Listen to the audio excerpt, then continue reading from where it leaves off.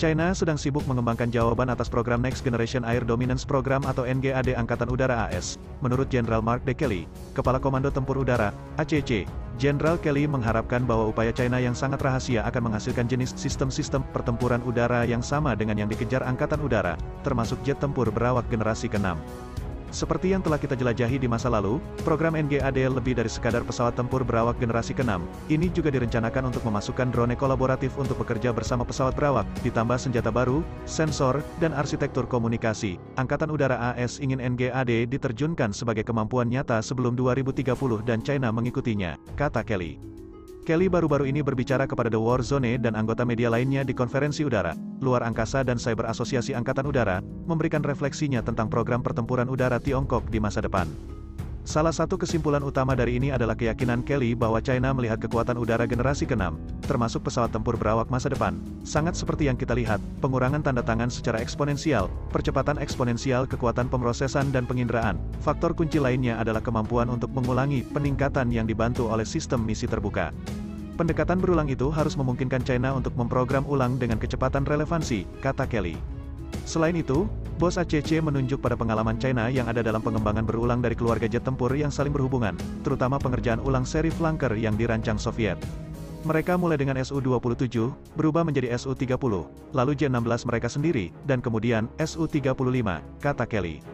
China menjadi pelanggan ekspor pertama untuk Su-27 dasar pada tahun 1992 dan pada saat membeli multirole Su-30 MKK dari Rusia pada tahun 2000, China telah memproduksi Su-27 di bawah lisensi, sebagai J-11 dan J-11A, sebelumnya. Itu mulai mengembangkan J-11B buatan sendiri dengan kemampuan multiperan, ditambah mesin dan avionik China. Hal ini, pada gilirannya, menghasilkan J-16 dua kursi yang pada dasarnya adalah versi China dari Su-30 MKK yang canggih. Sementara itu, Su-33 yang berbasis kapal induk mendapat perlakuan yang sama, muncul sebagai multirole J-15. Saat ini, pengembangan versi yang lebih maju dari J-15 dan J-16 terus berlanjut, termasuk ekspansi ke domain peperangan elektronik.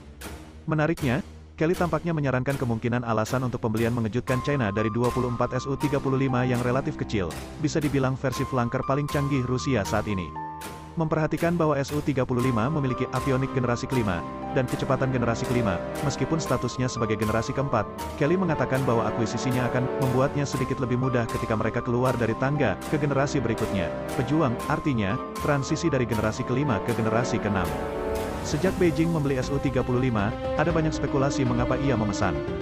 Beberapa pihak menyarankan China ingin melihat lebih dekat pada mesin thrust vectoring Su-35, serta mendapatkan wawasan tentang salah satu aset garis depan Rusia, senjatanya, dan sistem peperangan elektronik.